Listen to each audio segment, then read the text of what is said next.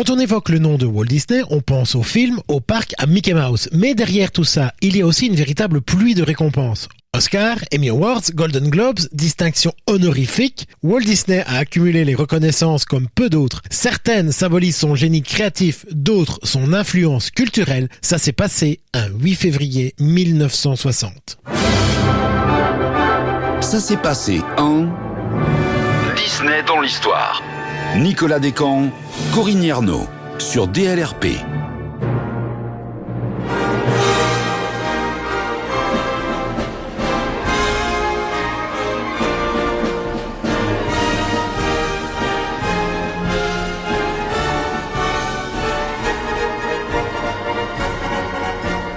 Bonjour Corinne, et aujourd'hui nous allons plutôt parler d'étoiles, mais pas celles que l'on voit dans le ciel.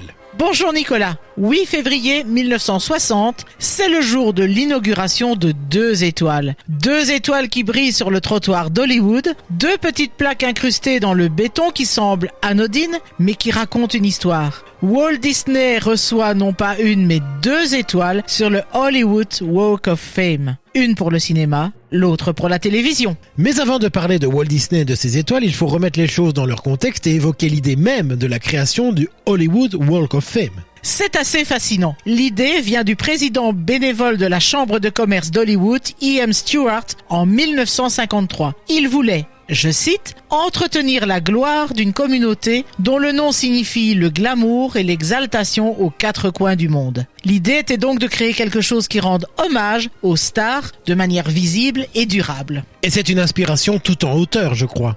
Exactement. Le concept a germé au plafond, dans la salle à manger historique du Hollywood Hotel, où des étoiles avec les noms des célébrités avaient été peintes. On a d'abord imaginé une étoile bleue sur fond marron avec une caricature de la star. Mais cela s'avérait trop compliqué à réaliser à grande échelle et le dessin est abandonné. On arrive alors à l'idée de ce que l'on connaît aujourd'hui, cette étoile rose sur fond noir, des lettres en laiton pour le nom et un petit symbole pour le domaine de la célébrité, caméra pour le cinéma, micro pour la radio, masque pour la comédie, tragédie, tourne-disque pour la musique et poste de télévision pour la télé. Donc on a l'idée, le design, comment va-t-on désigner les stars à honorer ? Ah, c'est là que ça devient très sérieux et même très compliqué. Les demandes affluaient à un rythme incroyable, jusqu'à 150 par semaine en 1957. Certaines célébrités étaient même recalées dès le premier tour, ce qui faisait grincer des dents. C'est le cas par exemple de Charlie Chaplin, qui devra attendre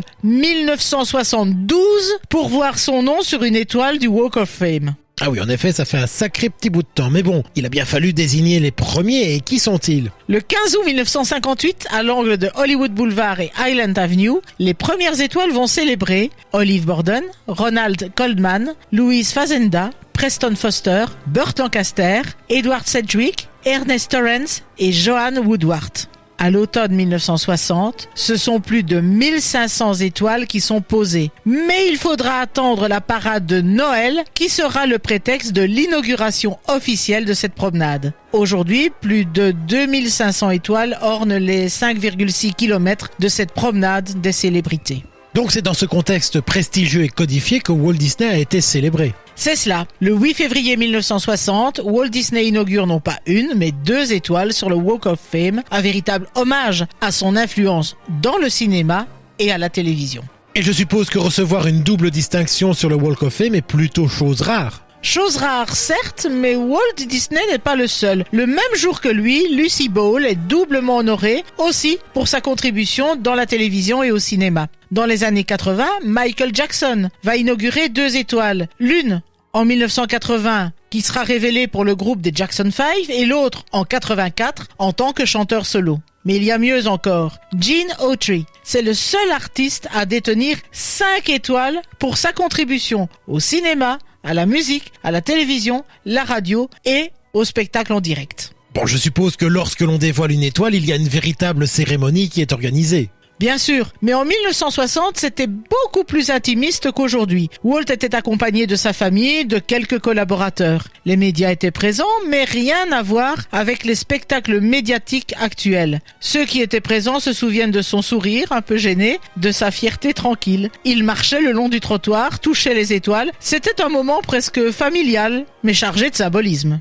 Mais il n'y a pas que Walt qui a pu dévoiler son étoile dans l'univers Disney, je crois. Tout à fait. Le frère de Walt, Roy, l'inaugurera en 1998. Son étoile n'est pas placée n'importe où, elle est située devant El Capitan Theatre, honorant ainsi son rôle crucial dans l'univers Disney. Parmi les proches de Walt Disney, la contribution majeure du duo de compositeurs les frères Sherman sera reconnue le 17 novembre 1976, en dévoilant aussi une étoile sur Hollywood Boulevard. Et puis plus près de nous, le 25 avril 2008, Mickey et Minnie étaient même présents face au El Capitan Theatre pour dévoiler l'étoile de Michael Eisner, l'ex-PDG de la Disney Company. C'est aussi face à ce théâtre que le 10 novembre 2010, Alan Menken reçoit son étoile, célébrant ainsi son talent de composition spécialement pour les classiques Disney. Et on pourrait continuer, la liste est longue. Mais ce qui est fascinant, c'est quand un personnage reçoit cet honneur. Le 13 novembre 1978, pour son 50e anniversaire, Mickey Mouse entre dans l'histoire en étant la première personnalité fictive à recevoir cette distinction sur Vine Street. Et il ouvre ainsi la voie à une série impressionnante de personnages d'animation de l'univers Disney, mais pas seulement. Mais est-ce que d'autres personnages emblématiques de Disney sont présents sur le Walk of Fame ? Oh oui, et ils sont nombreux. Donald Duck dévoile son étoile le 9 août 2004 pour son 70e anniversaire. Winnie l'ourson la reçoit le 11 avril 2006 lors de la célébration de ses 80 ans. Décernée en 1987 pour ses 50 ans, une étoile va récompenser le personnage de Blanche-Neige, marquant son statut iconique dans l'histoire du cinéma. Et le 21 septembre 2010, la fée Clochette est honorée en tant que symbole de la magie Disney. On remarque donc que le Walk of Fame, c'est une célébration des créations culturelles qui ont marqué des générations. Mais tu ne m'as pas cité Minnie, je suppose qu'elle avait reçu son étoile en même temps que Mickey. Eh bien, pas du tout. Si elle était bien présente à la cérémonie de 1978, la pauvre Minnie Mouse devra encore attendre près de 40 ans après Mickey, puisqu'elle ne sera honorée qu'en 2018, pour son 90e anniversaire. À ce jour, elle est le dernier personnage Disney à avoir été célébré, mais d'autres viendront certainement. Avec ces exemples que tu nous as cités, on voit que chaque étoile raconte en fait une partie de l'histoire de Disney. Oui, cela fonctionne comme un fil rouge finalement pour les visiteurs. Avec ces étoiles, Walt Disney, ses personnages, les créateurs continuent de briller pour toutes les générations de fans. Marcher sur ces étoiles, c'est un peu comme marcher sur des décennies de créativité, d'innovation, de passion pour le divertissement. Et pour le visiteur, mais c'est un musée à ciel ouvert, une expérience qui est à la fois ludique et symbolique. En résumé, le 8 février 1960 n'est pas juste une date dans l'histoire d'Hollywood, c'est un symbole de la reconnaissance de Walt Disney et de son univers comme patrimoine culturel mondial. Merci Corinne de nous avoir évoqué ces étoiles qui sont des petits morceaux de l'histoire de Disney, une trace de magie laissée sur le béton, et que marcher dessus, c'est un peu marcher dans l'histoire du cinéma, de l'animation et de la magie Disney. Je vous rappelle quant à vous que vous pouvez retrouver cet épisode ainsi que tous les autres sur notre radio, sur dlrp.fr, et en vous abonnant à notre podcast sur votre plateforme favorite. En tout cas, ça s'est passé un 8 février 1960. À bientôt Corinne. À bientôt Nicolas. Rendez-vous samedi prochain pour un nouvel épisode de Ça s'est passé en sur DLRP.